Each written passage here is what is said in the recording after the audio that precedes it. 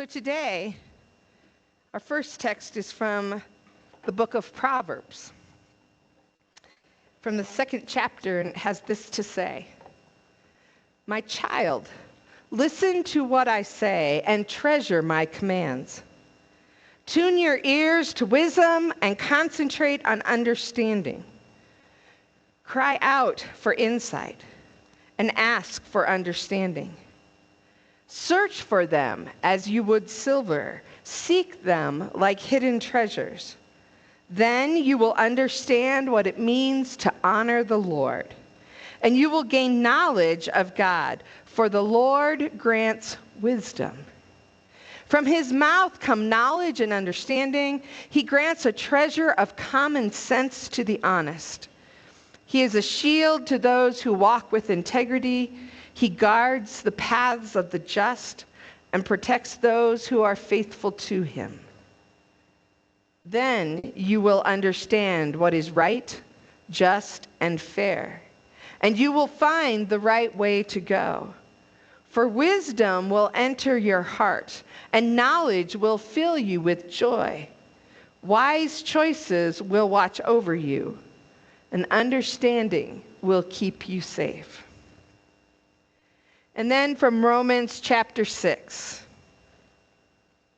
"Well then, since God's grace has set us free from the law, does that mean we can go on sinning? Of course not. Don't you realize that you become a slave of whatever you choose to obey? You can be a slave to sin, which leads to death, or you can choose to obey God, which leads to righteous living." Here ends our texts for today. So, scene 1, take 1, roll 1. We are in, I just want you to know, I have the right date on here, and the production company is Faith Lutheran, and the sound is Deb Barber, but we might have to put Everett on that one. And the director is Jane Jepson. So,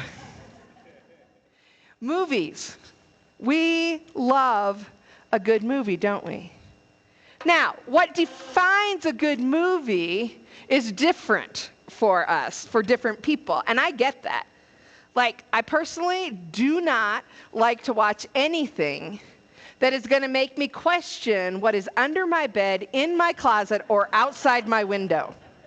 Right? Like, you can just not. I went to a friend of mine and I were going to a movie. This is back in high school, and we were going. I don't even remember the movie we were supposed to see, but I do remember the movie we saw. And I sat through the whole movie like this, because it's not near as scary when you can't hear it, right? And he looked at me and he goes, "That was a waste of money." And I said, "I told you I don't like anything that makes me question what's under my bed, in my closet, or outside my window." We love movies.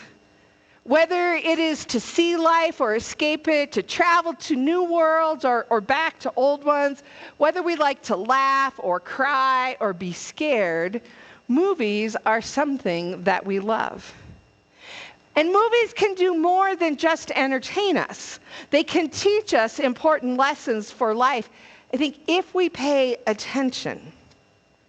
And so for the next few weeks, like I said earlier, we're going to look at movies. And we're going to look at, okay, I'm just going to put the caveat here. We're not looking at Christian movies, right? We are looking at popular movies that we have seen, or at least we've heard about, and we're going to look at those and find the lessons for our lives that are in those movies as well. And some will come in ways that are expected, and some will not, maybe not so much. And again, I just want to reiterate my promise that all clips are kid-friendly. And kids, if you are somewhere where you can't see, when we dim the lights and put the movies up on the screen, I want you to make sure that you are somewhere where you can see. So feel free to move, okay? All right, so today we're going to the magical world of Harry Potter. And for those of you who don't know the story, who might not know the story, Harry is a young wizard whose parents are killed by an evil wizard when he is a baby. And he is left with a scar from that wizard. And that wizard's name is Voldemort, or Lord Voldemort. But before he was Lord Voldemort, he was a student at Hogwarts School of Witchcraft and Wizardry. And he was a student named Tom Riddle. And so it is important to remember that piece of it. And then Harry grows up not knowing that he's a wizard. He grows up in his aunt and uncle's home, and they're muggles. And if you don't know what a muggle is a non-magic person. He grows up there, and he discovers he's a wizard when he turns 11. And he receives his letter that invites him to Hogwarts School of Witchcraft and Wizardry. And that year the second year that Harry is there, for Christmas, he receives an invisibility cloak. So it's a cloak that when he puts around himself, like you cannot see him at all. And one night, as we're going to pick up the clip here, one night, Harry is roaming the castle at night, which he's not supposed to be doing, but and he's using the cloak. And he walks into a room and he finds a mirror. And the mirror is the mirror of Erised, which if you pay attention is desire backwards. It is the mirror of Erised. And this is where we pick up Harry's story. So draw your attention to the screens.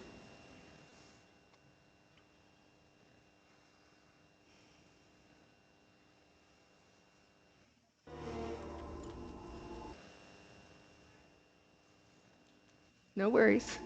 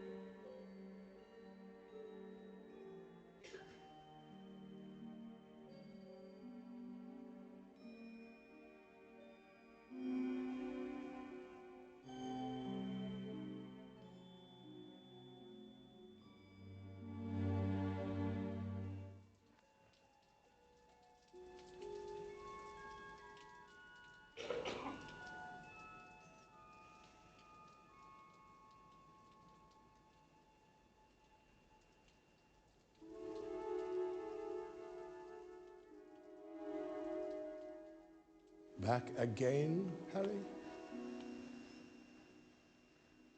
I see that you, like so many before you, have discovered the delights of the mirror of Erised. I trust by now you realize what it does. Let me give you a clue. The happiest man on earth would look into the mirror and see only himself, exactly as he is. So then it shows us what we want, whatever we want. Yes and no. It shows us nothing more or less than the deepest and most desperate desires of our hearts. Now you, Harry, who have never known your family, you see them standing beside you. But remember this, Harry. This mirror gives us neither knowledge or truth. Men have wasted away in front of it, even gone mad. That is why tomorrow it will be moved to a new home. And I must ask you not to go looking for it again. It does not do to dwell on dreams and forget to live.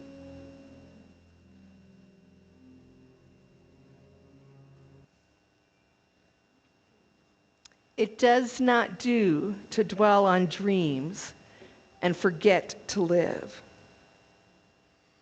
Harry is faced with a choice.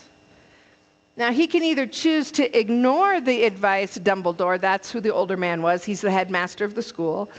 Harry could choose to ignore the advice of Dumbledore, that Dumbledore gives him, and he could go searching for the mirror again, right? With that cloak of invisibility, he can get just about anywhere. But if he goes looking for the mirror, he will go looking for that which, as Dumbledore says, tells neither knowledge nor truth. So Harry can choose to center himself on something that isn't real, that isn't true, and just kind of waste away in those choices, or he can choose to live the life that he has. Choices. Harry has choices. Now, as we catch up with Harry in this next clip, Harry and his friend Ron Weasley have saved the school from a basilisk, which is like, think of, okay, for those of us who don't like snakes, this is a terror, but think of like a larger than, like a huge snake, you know? And it was living in the Chamber of Secrets underneath the school. And Ron and Harry have saved the day, and Harry killed the basilisk. And while he was doing that, he discovered that Tom Riddle, who later becomes Lord Voldemort, remember that evil wizard that tried to kill Harry, that Harry and Tom have a lot of things in common. Like they're both orphans, and they're both talented wizards, and Hogwarts feels more like home than anywhere else that they are. And they both speak Parseltongue, which is snake language. And so now, when we catch up with Harry and Ron, they are in Professor Dumbledore's office, and there are some things to note. They talk about Slytherin and Gryffindor, which are two of the 4 houses that kids are divided into. And their house, or their dormitory, is like their family while they are at school. There are 2 more, Hufflepuff and Ravenclaw. Thank you. Ravenclaw. But they just talk about Slytherin and Gryffindor, and these 2 houses are kind of at odds with each other throughout all the movies. And so that's just to note that when you hear that in this clip, you'll know what they're talking about. All right, let's draw our attentions to the screen.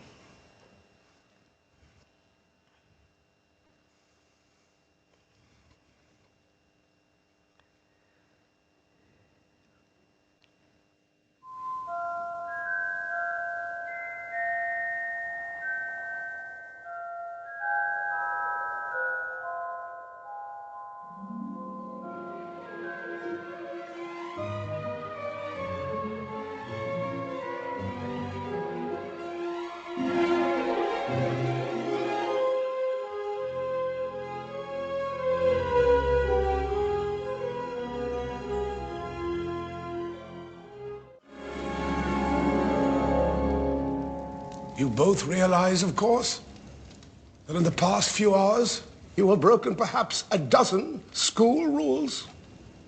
Yes, sir. And there is sufficient evidence to have you both expelled. Yes, sir. Yes, sir. Therefore, it is only fitting that you both receive special awards for services to the school. Thanks, sir.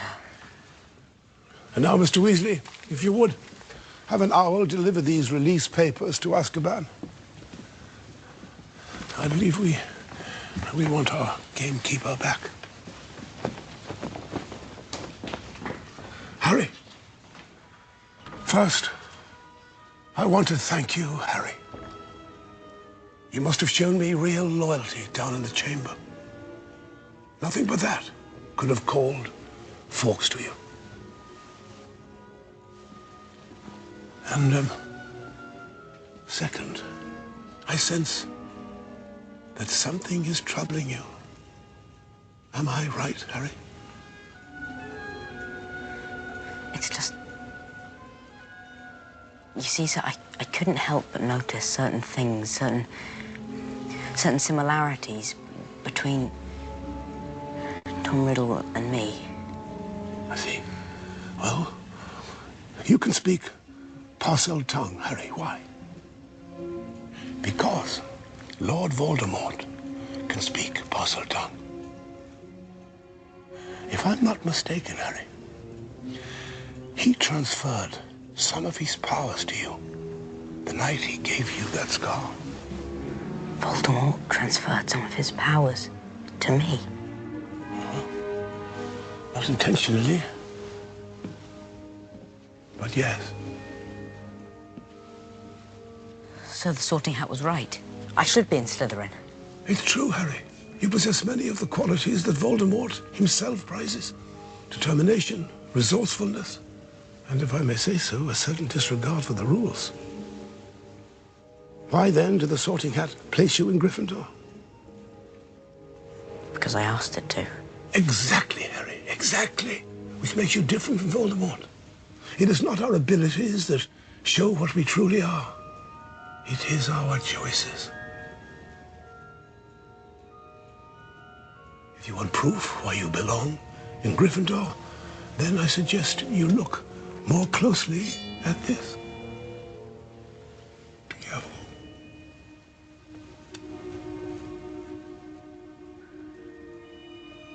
Godric Gryffindor. It would take a true Gryffindor to pull that out of the hat.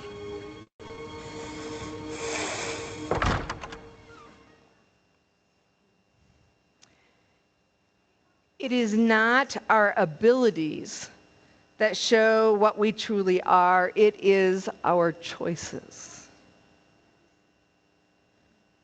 This is not what our world teaches us. In fact, our world, I think, sometimes teaches us that it is all about our abilities or our lack thereof that show who and what we really are. But I happen to think that Dumbledore is right here. I think it is our choices that show who we really are.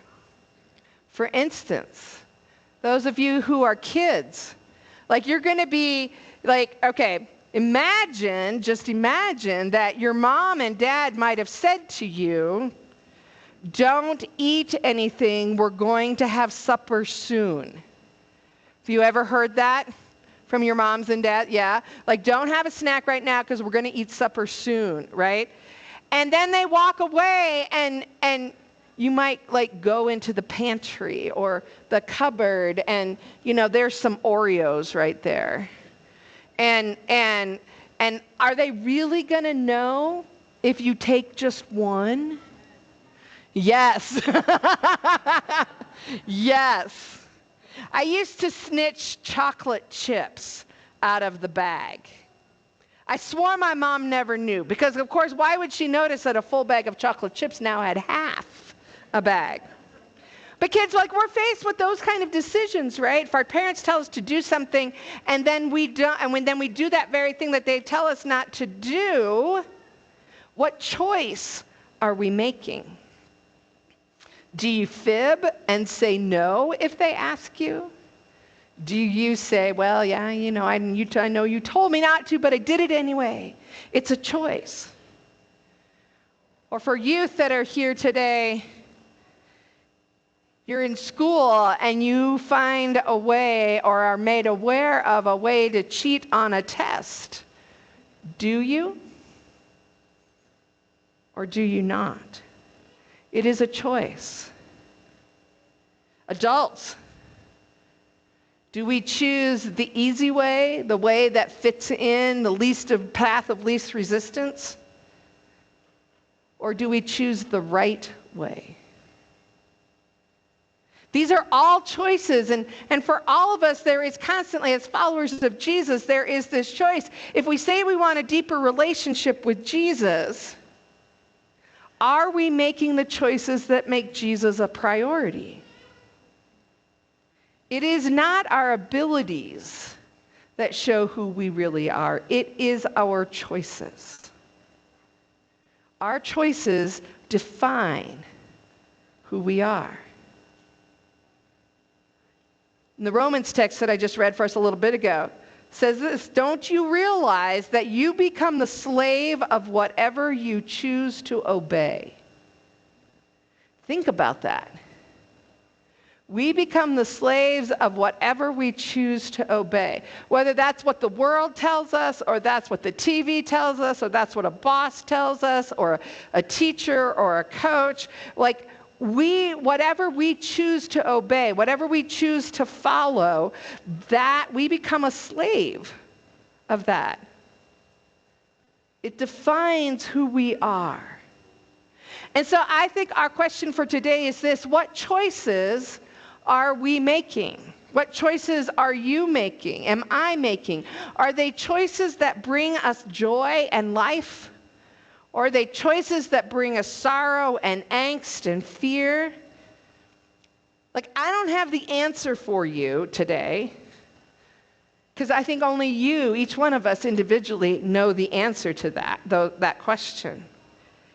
But I want to encourage us, just as Harry paid attention to the choices in his life that made him different than Lord Voldemort, perhaps we should think about our choices as well. Where are your choices leading you today? Towards life, like the kind of life that Jesus can give? Or towards something else? As you think about that, I want to leave you with these words from Proverbs. You heard them before, but in the context of our choices, I'd like to read them to you again. Tune your ears to wisdom and concentrate on understanding. Cry out for insight and ask for understanding. Search for them as you would for silver, something precious. Seek them like hidden treasures. Then you will understand what it means to honor the Lord, and you will gain knowledge of God. For the Lord grants wisdom. From his mouth come knowledge and understanding. He grants a treasure of common sense to the honest.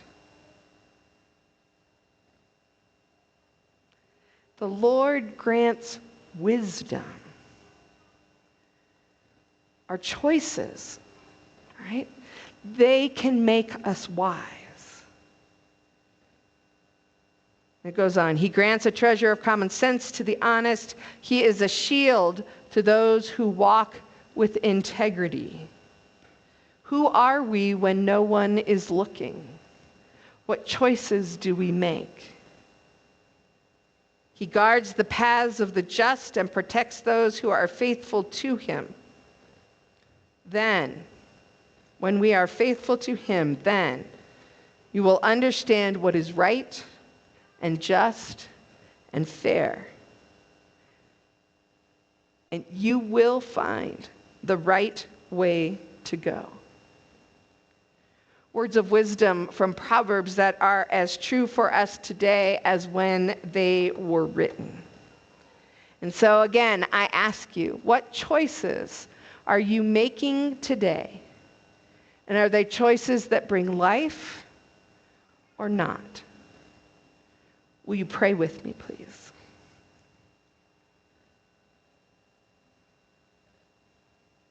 God of goodness and grace.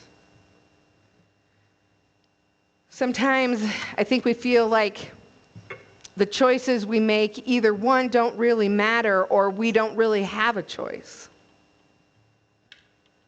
And yet the truth is, we have choice every day, multiple times a day. We get to choose. And we get to choose who we are going to be and how we are going to act and react.